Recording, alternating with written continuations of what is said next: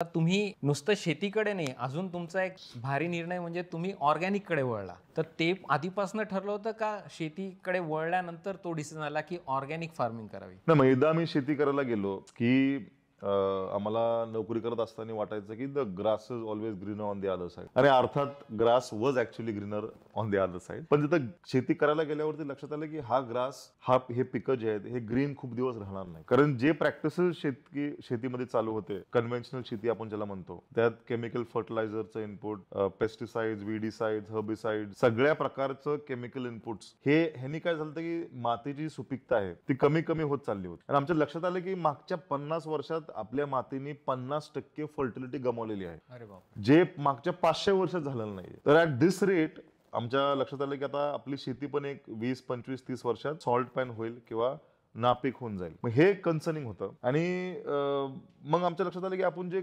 Conventional शेती करायला लागतोय आपण किंवा सुरू करतोय हे चुकीचं आहे आणि हे बदललं पाहिजे. मग तिथून शेती करायला गेल्यावर 1 वर्ष कन्व्हेन्शनल शेती केल्यावर लक्षात आलं की हे सस्टेनेबल नाहीये, हे आपल्या मातीसाठी चांगलं नाहीये, हे आपल्या शरीरासाठी चांगलं नाहीये. आणि मग निर्णय घेतला की आपण सस्टेनेबल प्रॅक्टिसकडे वळूया, ज्याने की सुपीकता वाढत जाईल. माझ्या पुढच्या पिढीला पण ते चॉईस राहावं, शेती करायचं का नाही करायचं. उद्या जर पूर्णपैकी शेती नापीक झाली तर त्यांना तो चॉईस पण राहणार नाही. तर हे विचार आल्यामुळे आम्ही सस्टेनेबल प्रॅक्टिसेसचा आम्ही शोध घेत सुरुवात केली आणि हळूहळू ऑर्गॅनिक कडे पूर्णपैकी वळालो आणि ऑर्गॅनिक फार्मिंग सुरू केलं. आणि ऑर्गॅनिक करण्याचा दुसरा एक उद्देश होता की कुठेतरी ते परिपूर्ण वाटायचं की हे बरोबर आहे, this is the right thing to do. Sustainable म्हणजे जे काय नैसर्गिक शेती करणं, जीव जंतूसोबत शेती करणं, निसर्गाला धरून शेती करणं, हे वाटायचं की हे योग्य आहे. त्यावेळेस आर्थिक खूप विचार केला नव्हता की ह्याचं काय इन्कम वरती इम्पॅक्ट होईल किंवा काय. पण ऍज अ थ्योरी ते खूप प्युअरेस्ट वाटायची आणि आम्ही ते करायला सुरुवात. पण म्हणजे ट्रॅडिशनल शेतीकडून ऑर्गॅनिक फार्मिंगकडे वळणं म्हणजे सुरुवातीला तुम्हाला भरपूर अडचणी आल्या असतील. हो, भरपूर अडचणी आल्या. आमच्याकडे जी शेती चालती ती जास्त करून ऊस शेती आणि केळी शेती चालते आणि दोघांमध्ये सुधारित वाण लावलं जातं.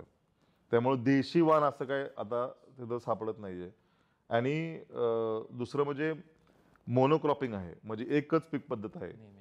तर ज्यावेळेस आम्ही म्हणजे शेतकऱ्यांकडे पाहायला लागलो की बाबा ह्यात सस्टेनेबल कोण करतंय, तर 99% शेतकरी आमच्या बाजूला कुणीही सस्टेनेबल फार्मिंग करत नव्हतं. तर कुणाकडनं शिकावं हीच एक मोठा प्रश्न निर्माण झाला होता. आणि ज्याच्याकडनं आम्ही थोडंफार शिकलो, आम्ही म्हणजे इंडियाभर फिरलो, बरेच सेंद्रिय शेतकऱ्यांच्या घरी राहिलो, त्यांच्याकडनं शिक्षण घेतलं, बरेचसे पुस्तकं वाचले, बरेचसे बाहेरचे जे संस्था आहेत रिसर्च करणारे ऑर्गॅनिक मध्ये त्यांच्याकडनं शिकलो. पण ते इम्प्लिमेंट करायला खूप भीती वाटायची, कारण आमच्या आजूबाजूला कोणच करत नव्हतं त्या पद्धतीचं. समजा मिश्र पीक पद्धत, देशी बियाणे लावणं, मल्चिंग टाकणं, शेण गोमूत्रावरती शेती, फक्त शेण गोमूत्रावरती शेती करणं, हे कुठं पाहण्यात नव्हतं. त्यामुळे भीती वाटायची की आपण नेमकी योग्य करतोय का अयोग्य करतोय. कारण बाकी 10, 15, 20, 100, 200, 1000 गावात फिरलं तरी अशी शेती कोण करत नव्हतं. त्यामुळे तो लीप ऑफ फेथ होता आणि त्यासाठी खूप धाडस लागायचं. कारण माणसं येऊन पाहिजे तर ते नाही का, ते आम्हाला म्हणजे म्हणायचे की तुम्ही मूर्ख आहात, तुम्ही जग दुसरीकडे चाललंय आणि तुम्ही तिसरीकडे चाललाय. त्याच्यामुळे कन्व्हिक्शन इन वन सेल्फ ठेवणं हे खूप चॅलेंजिंग होतं.